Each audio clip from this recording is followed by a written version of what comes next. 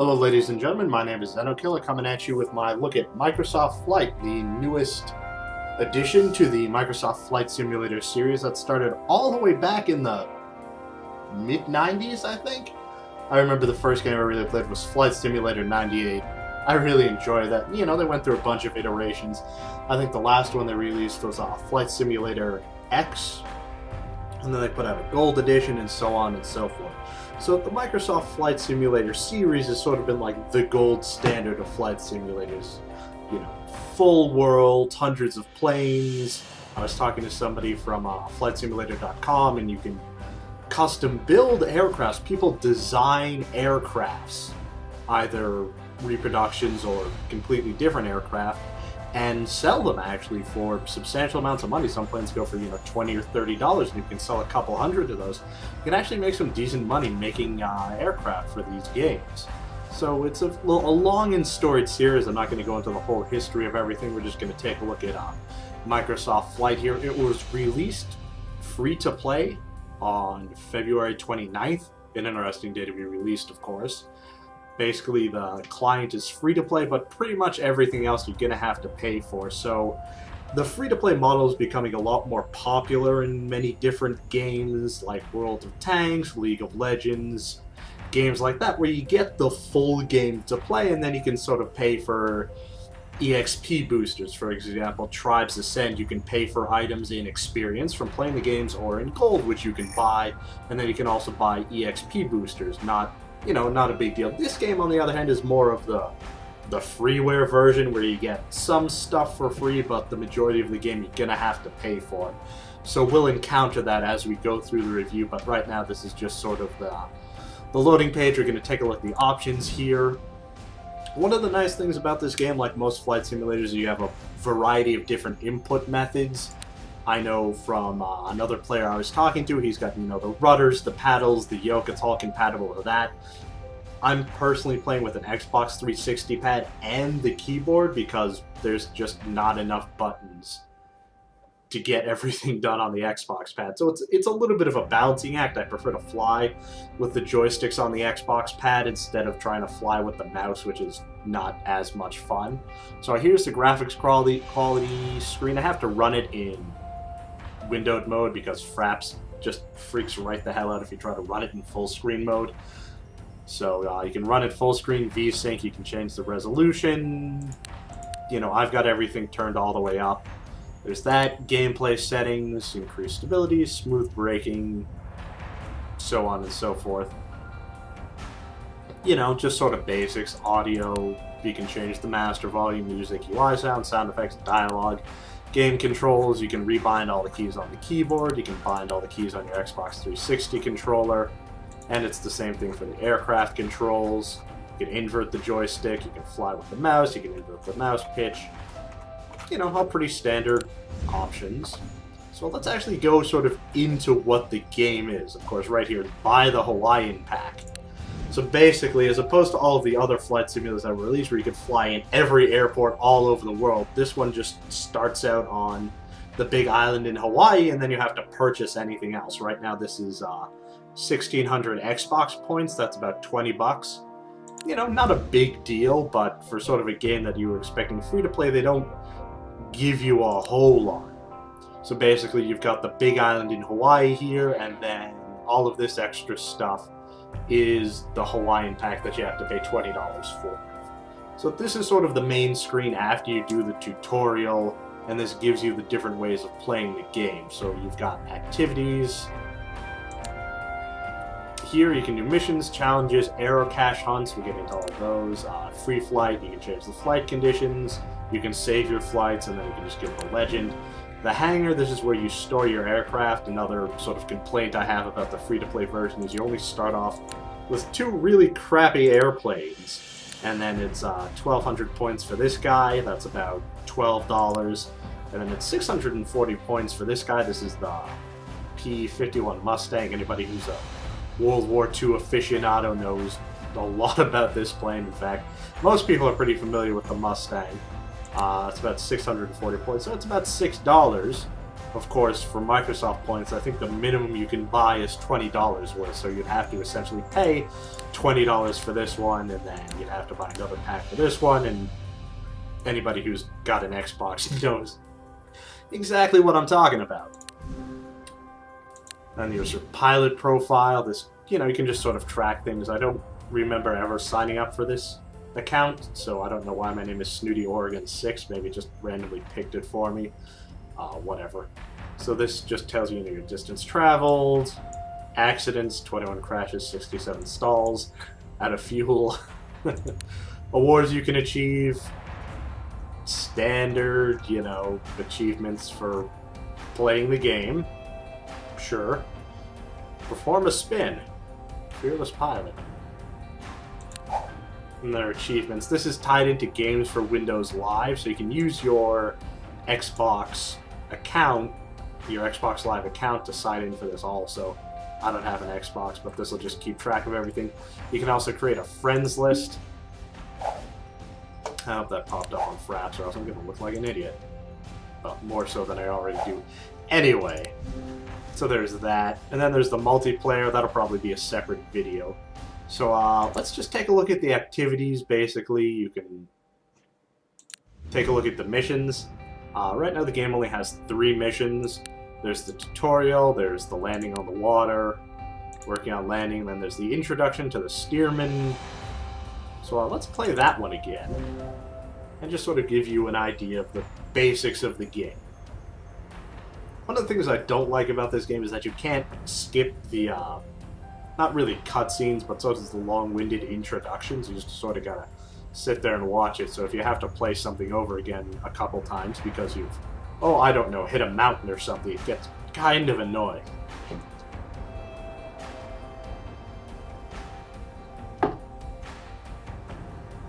Come on, load.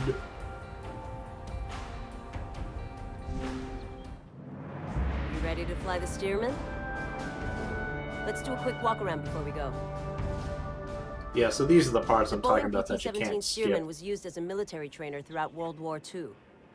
After the war, thousands of surplus Steermans were sold into the civilian market. Many of these were converted for use as crop dusters, a few of which are still operational around the islands. Others are in the hands of aircraft aficionados and airshow performers. The Steerman's great flying qualities, good looks, and open cockpit have made it a true classic. You ready to give it a go? Climb on up. Alright, so here I'm just using the Xbox controller to look around, walk, so on and so forth.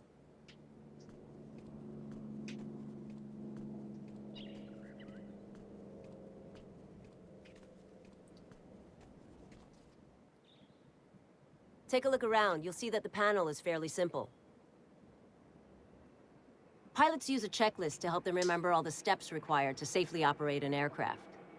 Go ahead and bring up the checklist. Here I'm having to switch to the keyboard to do that. Checklist, run the checklist automatically, or skip it completely. Emergency procedure. Skip Since it, we don't turn have a on, lot and of time go. in this aircraft, I'll run through the checklist with you and help you out with the steps. Here's the engine start checklist. Brakes, apply and hold. Throttle open to 1/2. Mixture to full rich. Okay, ignition on. Battery goes on. Starter on. And we have ignition.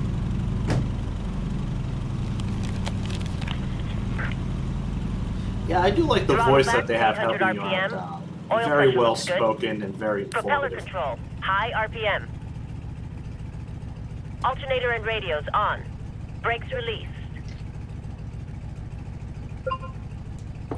Notice how hard it is to see over the nose when on the ground? You can look over the side to get a better view. Yeah, you can look over the side for the better view, or you can just cheat and switch to the exterior view, which is what I did.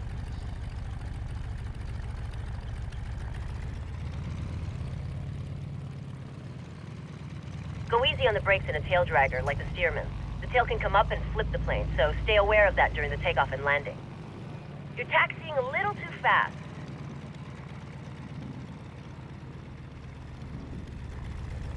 Ah! Drifting an airplane around the corners. I'd have to say my biggest complaint about this game would be the graphics. You can see that the textures for the trees are Stop alright, here and I'll run through the before but the takeoff check. ground is not exactly the very well rendered. Stop. Stupid plane. Come on. Yeah, braking is a little bit hard to do. Elevator trim set. Mixture is full rich. Prop RPM to full. Altimeter is correct. Oil pressure and engine temp I do good. like my Hawaiian shirt, though. Very festive. Looks good. Taxi onto the runway and I'll walk you through the takeoff. Alright, to the runway. When lined up and ready, slowly add full throttle. Do. There's very Indiana Jones feel to this plane. Alright, so now we're going to throttle all the way up. The tail will rise on its own, and a little up elevator will have us flying at around 60 knots. 60 knots. And up we're in the off. air. Pitch to climb out at 80 miles per hour, or about 70 knots. We'll climb straight out to 500 feet and then do a little sightseeing. 500 feet. Level out and maintain this altitude. Set the throttle for cruise at 85%, or 22 inches on the manifold pressure. I'll pull the propeller back to 1900 RPM. Alright, so the different view modes, obviously you've got this one, I'm flying with the left stick, changing the I see a view with the cruise right ship coming stick. into port. You Let's can make our set way this out there one, to which get a is better basically look. the chase cam. That's the flyby cam. Not the best for trying to fly an airplane. This runs from all the way up there, so unless you're really good at instrument flying, I wouldn't recommend it. This is, of course, the inside the cockpit view where you can't see a damn thing. I don't know how the hell people fly these airplanes. So I usually stick to the free view or the chase cam. Alright, so we're going to go inspect this cruise ship here real quick.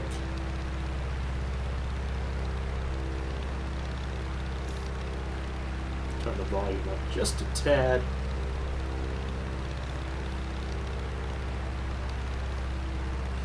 Yeah, so as I was saying about the graphics, the clouds are basically copies of each other, just sort of puffs there. The ocean is not all that well detailed. We can get a little bit closer to that, hopefully not too close. See That's the a big ocean's ship. there. Why don't you circle it to get a better view? See a nice little cruise ship. Very festive. Yeah, here's where the steerman really shines. It's a nice, docile airplane with an open cockpit that lets you really enjoy the scenery. Mm-hmm. Because that's what I want on my cruise ship, is planes doing really low flybys. Now that we're over water, feel free to put the plane through its paces so you get a good feel for its flight characteristics. We're getting pretty slow. Expect less responsive controls at this speed. Alright, 800 feet. Do a barrel roll. Ah! Hey, nice roll. Oh god. Ah! This is why I don't do flight simulators. Because I always end up crashing. Alright, let's get a little bit of altitude, shall we?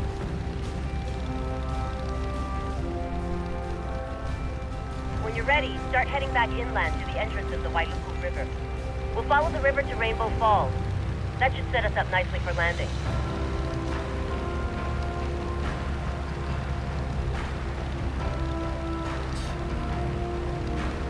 Yeah, so you can see there on the right of the screen it says N to skip to waypoint. Basically what that'll do is instead of flying all the way there, you can just sort of fast forward to the next objective that it has listed for you, so we can give that a shot. But it's kind of annoying because it breaks the feel of things. Instead of just warping there, If you enjoy you actually flying have to steerman, load you can in. fly some sightseeing jobs or fly an aerobatic routine at the local air show. See the bridges crossing the river? We'll follow the river to the falls. When flying sightseeing tours, always fly to the right or the left of landmarks so the passengers get a good view. Yeah, so I want to point out, see how Let's the trees fly are to the very right of the nicely river rendered, so we but the can circle flat the ground falls to the itself left is when we get there. just Don't fly too slow terrible. over populated places.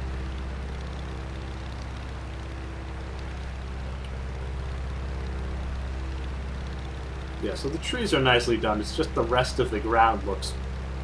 I mean, you can see for yourself. It just looks terrible.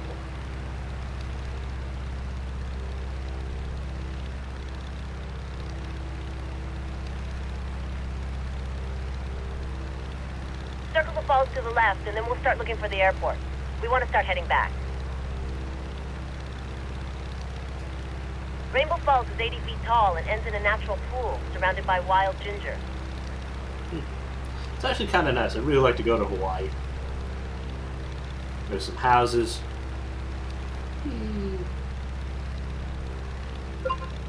Straight ahead is Lokahi Park. Use the park as a reference to line up with runway 03. Look for the track and several baseball diamonds. I can imagine there being a wonderful Easter egg in this where you like fly over the other's camp or something from Lost. It's like, outside of your left window, you'll see the tail section of the, oceanic flight, whatever.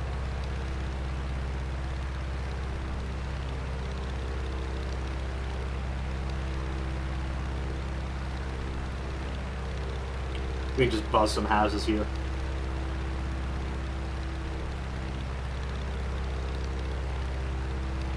Getting a perfect landing in a tail dragger is a little more difficult than in a tricycle gear aircraft. Landing hard on the main gear pushes the tail down. If you're carrying too much airspeed, this results in a bounce, or 2, or 3. So make sure you're nice and slow with a nose-high attitude before touching down.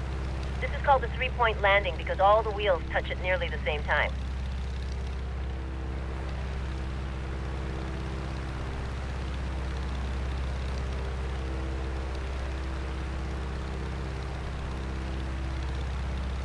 You'll see runway 03 to your left. Go ahead and start turning left to line us up for landing. Yeah, I think the part I struggle with most in Time for before landing check. flight simulators is lining up Make sure to correctly rest. with the runway. I'm always, one way or the other, and I'm having to RPM slam on the full. rudder to try to get it to come around to the right direction, but I think I'm actually going to be able to line this one up For the landing, pretty well. our approach speed should be about 75 miles per hour or 65 knots. We're going to pull back the throttle a little bit.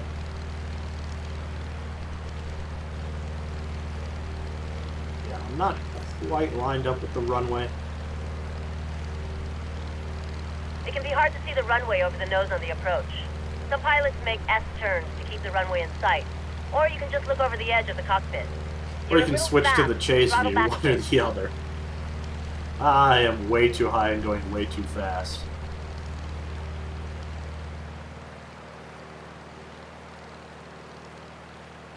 Taking off an airplane is easy, it's the landing that's hard.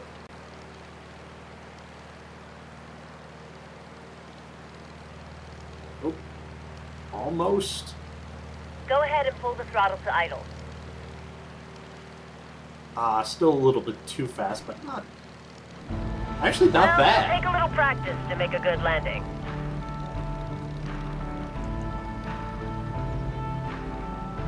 Turn left at the next taxiway. That actually went a lot better than I thought it was going to. I guess I'm actually getting better at this. Taxi back to the hangar.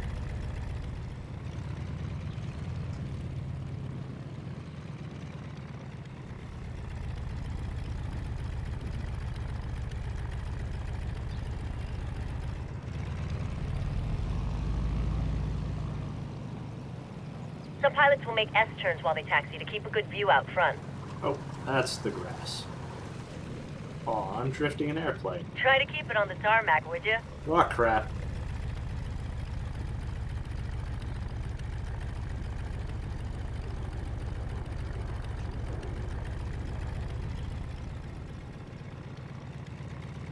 Go ahead and park it in front of the hangar.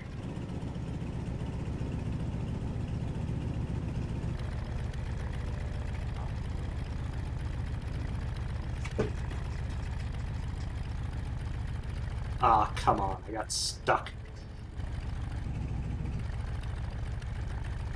Seriously. Run into the hangar walls and now I'm stuck.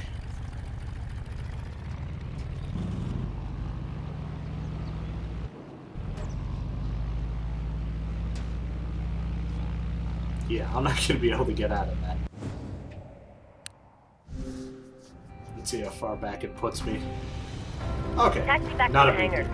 Alright, let's try this again, this time with a little bit less failure, shall we? I was just going too fast. That's one thing you gotta remember, is the brakes on these things, not the best. Actually, gonna Some pilots will make S-turns while they taxi to keep a good view out front. Give it about 10 knots, maybe. Try to keep it on the tarmac, would you? Sure. Do it. Go ahead and park it in front of the hangar.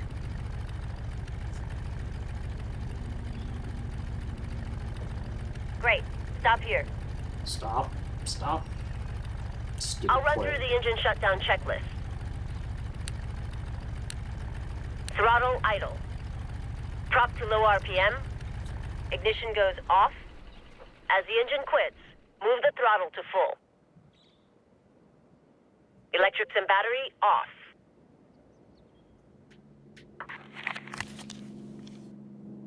Great flight. If you want to come back and fly some sightseeing flights, check the job board. Job board, just like in Rage. Ooh, perfect score. Of course, I finished this one already, so it's not a big deal. Alright, so there's the missions you can do. It comes with 4 missions. I completed all of those. There are challenges that you can earn trophies from. And then there are all of these. You can see that they're locked there because you have to purchase the whatever pack or complete the other ones. Yeah, so let's do one of these. Land in the other one.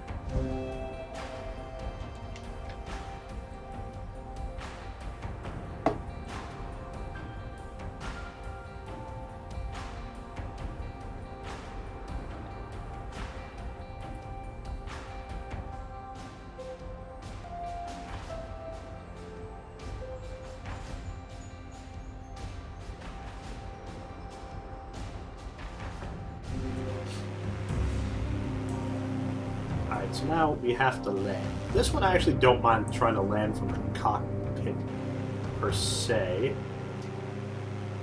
Slow down. Hit B to put down the landing gear. Yeah. Way too fast. Not quite lined up with the runway. Might be able to get this one. Now we're gonna run out of runway. Ooh, not bad.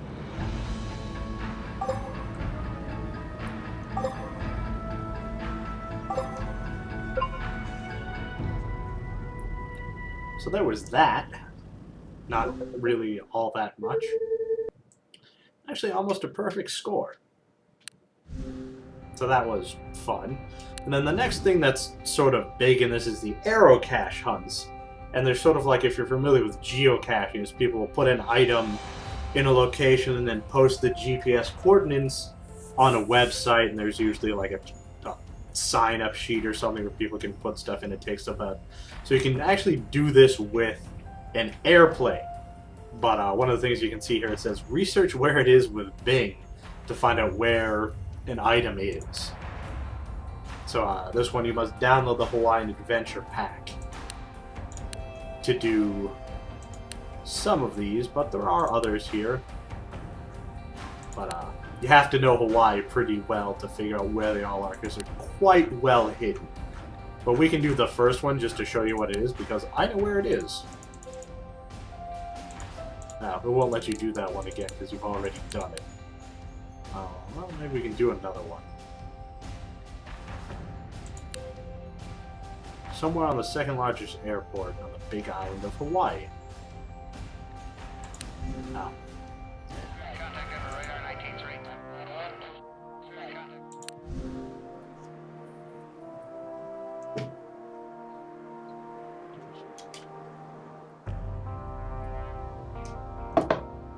They like to give you these little aviation facts here during the loading screens, which aren't too bad, really, but Fraps slows things down just a little bit. Alright, so you can see the icon there on the right will tell you that the thing we're looking for is less than 2 nautical miles away. And if I saw the picture correctly, it should be in the hangar over there to our left, so we can just sort of pop over and take a look-see. This is the other plane the game comes with standard without having to pay for anything.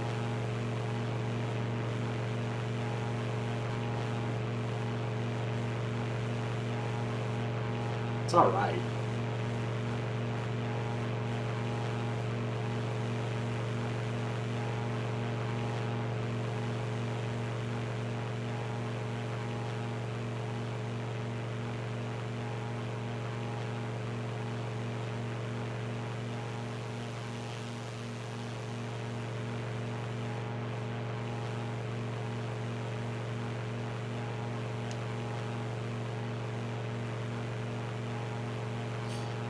I spy with my little eye something that might be a geocache.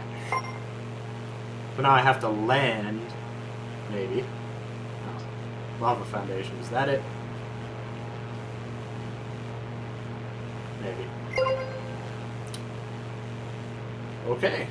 That was pretty easy. Wow. Look at the wonderful ground color. Anyway, so that's the Aerocaches. They're just sort of everywhere. You can hunt for them. I'm sure there will be a guide somewhere posted eventually that'll tell you exactly where all the geocaches are and where to find them. So there's that. That'll put you into free flight. And then the challenges. You can do... There's another one, fly through all of the rings. Unfortunately, some of these planes just fly too slow to really be able to get to them. But we can do the fly through rings things, and I think that'll sort of wrap things up for the single-player version.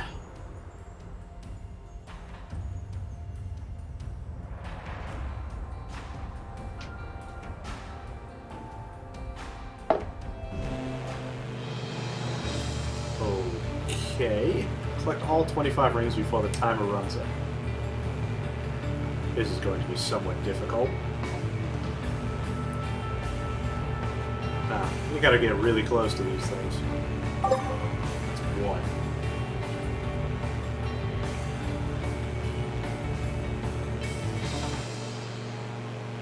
What? I totally hit that ring. This is not gonna end well.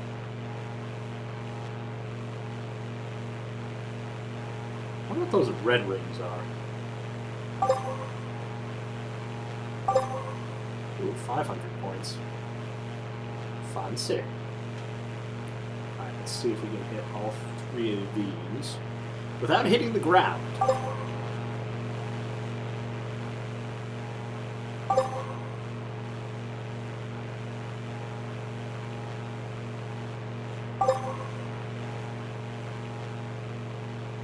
Back around.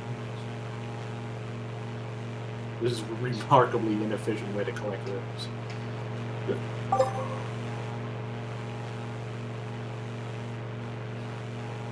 Hello, apartment dwellers. Nothing to see here. No low-flying planes doing anything dangerous. I really wish they put like a Red Bull air race sort of vibe into the game. I think that would be nice, but you know, accusing a flight simulator of being boring is not really a valid criticism. I mean, it's like train simulating games. They're for people who really like train simulating games, you know? So it's sort of a niche. It's not like an air combat game or something like that that would appeal to a wider range of people. If you like flight simulators, you really like flight simulators. Like the guy I was talking about that actually has a private pilot's license and has a yoke, a wing, pedal, throttles, the whole shebang. Because he really likes flight simulators, and if that's your thing, that's really your thing. I probably should have gotten that one to the right.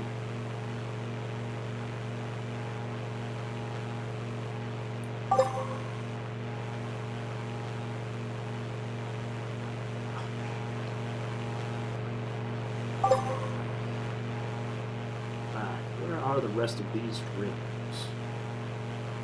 Okay, so this is going to take a little bit of doing. Up over the apartment building. And down again.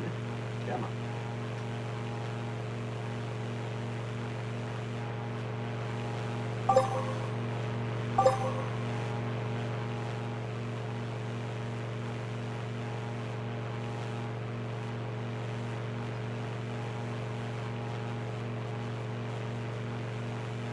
Ah, come on. I don't think I'm going to get the other 6 of these in 20 seconds. Maybe. Probably not. We had another 3, maybe. Ah, seriously. Seriously.